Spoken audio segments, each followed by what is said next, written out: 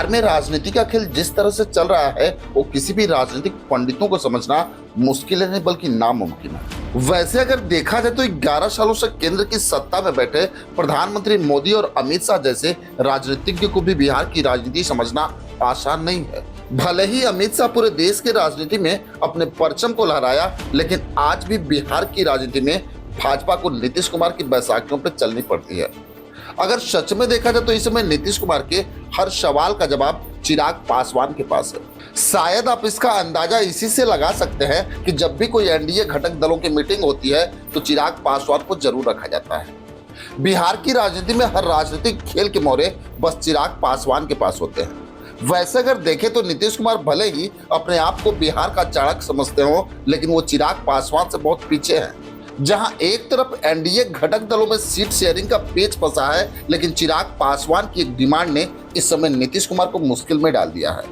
वैसे तो नीतीश कुमार को भी अंदाजा हो चुका है कि उनको 100 सीटों से नीचे सीटों पे ही लड़ना होगा, लेकिन बिहार की जनता की राय और सर्वे रिपोर्ट नीतीश कुमार के खिलाफ आ रहे हैं। इतना तो तय है कि नीतीश कुमार की सीटों की संख्या अगले बार से घटेगी।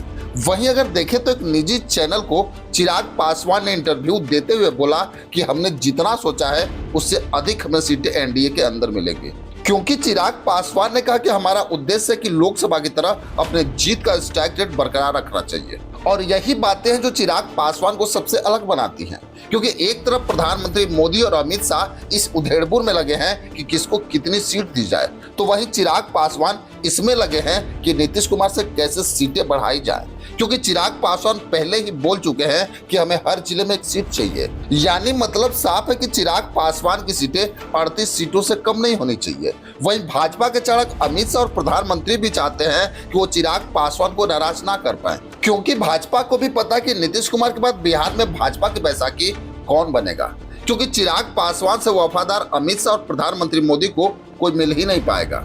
लेकिन चिराग पासवान ने जो प्लान बनाया है इसमें नीतीश कुमार फिलहाल फंसते नजर आ रहे हैं, क्योंकि नीतीश कुमार की पार्टी चाहते कि नीतीश कुमार को हर हाल में मुख्यमंत्री घोषित किया जाए, लेकिन भाजपा नेताओं ने अभी तक इस पर कोई राय नहीं दी है। क्योंकि अगर बिहार की राजनीति को समझे तो इस समय भाजपा नेताओं का बस एक ही ध्यान है कि नीतीश कुमार का विधानसभा में परफॉर्मेंस कैसा रहेगा, क्योंकि चिराग पासवान जितनी सीट मांग रहे हैं उन्हें दे भी दी जाए तो नीतीश कुमार के समकक्ष अपना विधायक जिता लेंगे। वैसे अगर देखा जाए तो नीतीश कुमार को चाहे पक्ष हो या विपक्ष हो, ये सारे लोग बोल रहे हैं कि नीतीश कुमार इस बार मुख्यमंत्री नहीं बन पाएंगे।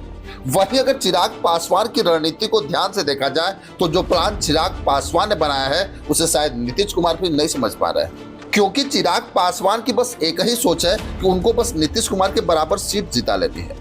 वहीं चिराग पासवान ने एक इंटरव्यू में बोला भी कि हमारा मकसद परफॉर्मेंस पे है और हमने जितनी सीट सोची है उतनी सीट हमें एनडीए देगी भी।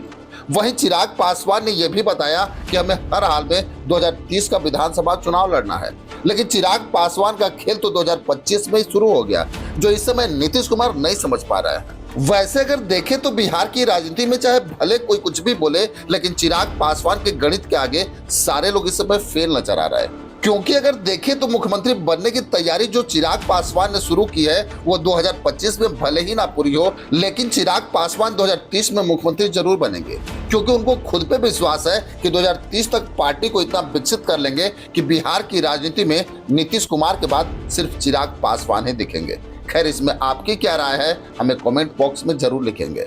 बस आज के लिए इतना ही, फिर मिलेंगे। जय हिंद।